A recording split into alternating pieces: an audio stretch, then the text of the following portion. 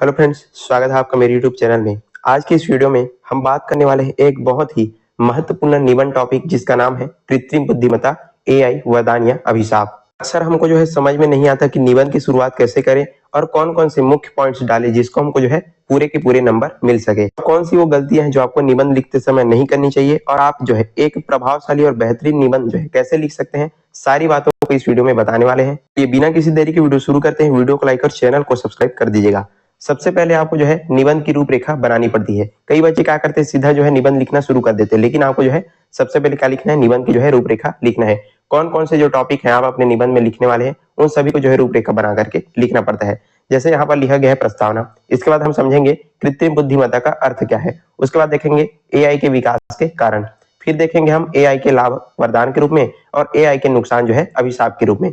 इसके बाद आपको लिखना है समाज और भविष्य पर प्रभाव। इसके बाद देखेंगे एआई के समाधान और कुछ कुछ सावधानियां और अंतिम में लिखेंगे निष्कर्ष या फिर इसी को आप उपसंहार बोल सकते हैं। अब एक एक करके सभी चीजों को समझते हैं काफी बेहतरीन और आसान तरीके से। सबसे पहले यहाँ पर आपको लिखना है प्रस्तावना निबंध की।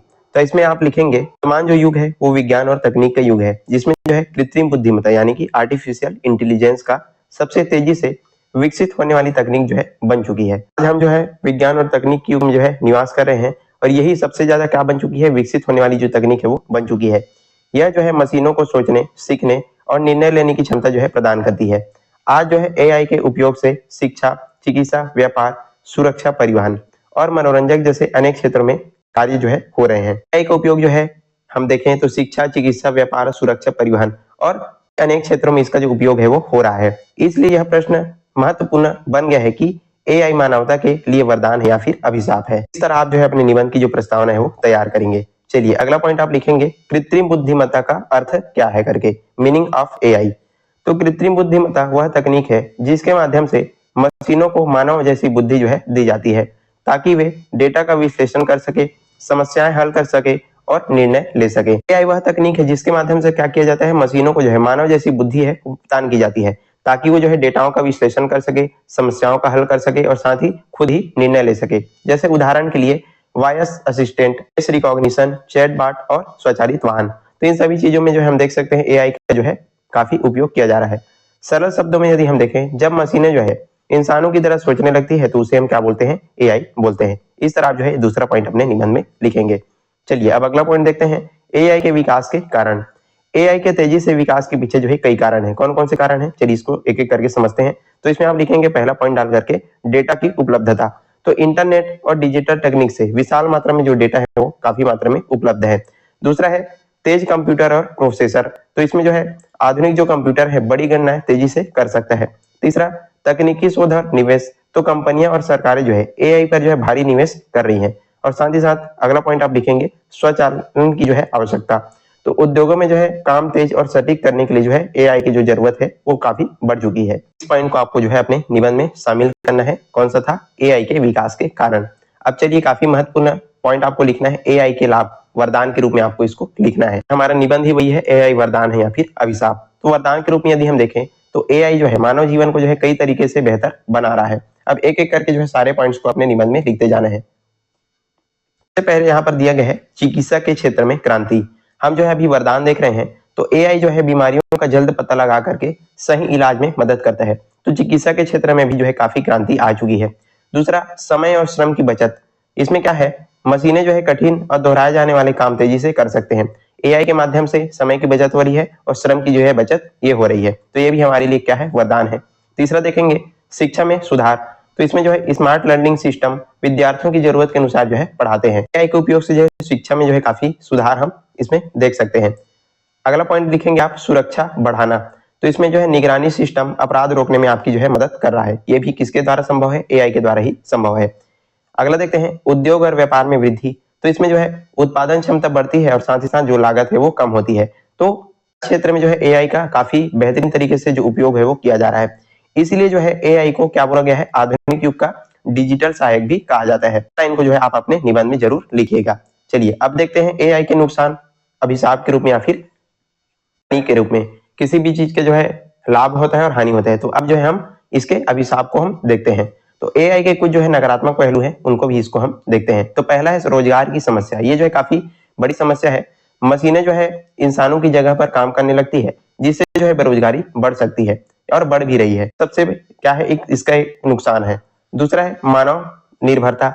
लोग जो है तकनीक पर अत्यधिक निर्भर हो जाते हैं, जो है हर छोटी बड़ी समस्याओं के लिए या कामों के लिए जो है एआई पर ही निर्भर हो रहे हैं। तो ये जो है मानव निर्भरता भी इस पर बढ़ रही है, ये भी क्या है, इसका नुकसान है। तीसरा है गोपनीयता का खतरा। डेटा चोरी और साइबर अपराध का जोखिम जो है बढ़ जाता है। जो है न्यूज आते रहते हैं कि एआई का जो है गलत तरीके से इस्तेमाल किया जा रहा है, तो ये भी एक क्या है, हम देख सकते हैं इसका हानि है। अगला है नैतिक समस्याएं।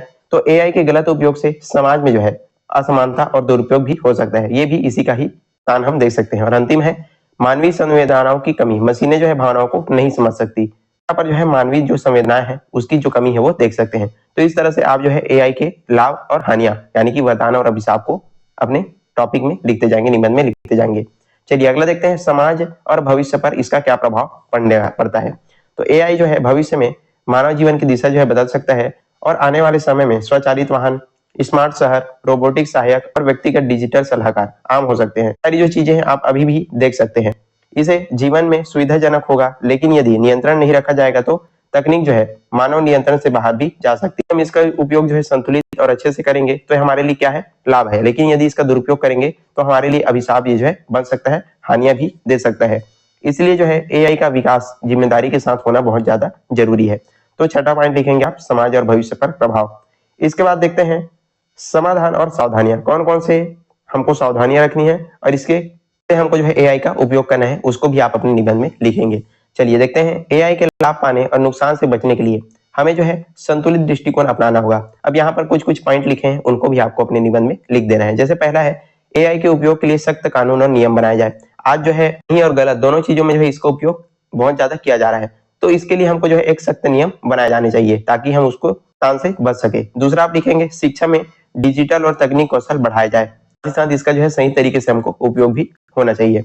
मानव और मशीन के बीच जो है संतुलन बनाए रखा जाइए। और अगला पॉइंट आप लिखेंगे, नैतिक एआई के विकास पर जो है जोर दिया जाना चाहिए। तो ये पॉइंट्स को आप लिखेंगे समाधान और सावधानियों में।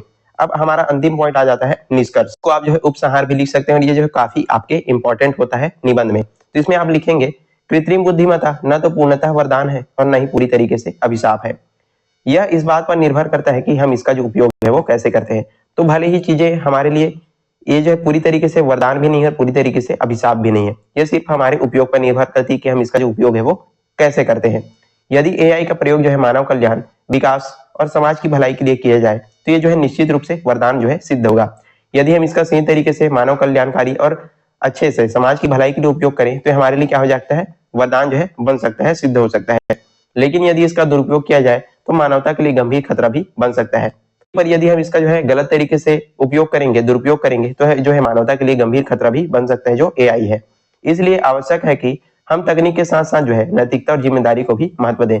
इसलिए क्या आवश्यक है, हमको इसका जो उपयोग है सही तरीके से और पूरी तरीके से सावधानी पूर्ण जो उपयोग है वो करना चाहिए। तो इस तरह से आप जो है निष्कर्ष लिखेंगे और अंतिम में आपको एक यहाँ पर लिख देना है। आप इसको जो है अपने तरीके से भी लिख सकते हैं। जैसे हमने यहाँ पर लिया है, तकनीक जो है मानव की सेवक बने, स्वामी नहीं, यही कृत्रिम बुद्धिमत्ता का क्या है, सही उपयोग है। तो इस तरह से आप जो है अपने निबंध के लास्ट में इस लाइन को ऐड कर सकते हैं। यहीं पर आज का जो निबंध है, आपका जो निबंध कंप्लीट हो जाता है। और आई होप तो सारी जो चीजें हैं काफी अच्छे तरीके से समझ में आई होगी। काफी बेहतरीन निबंध है और काफी प्रभावशाली और सरल ढंग से हमने काफी जो चीजें हैं अच्छे से समझा दिया।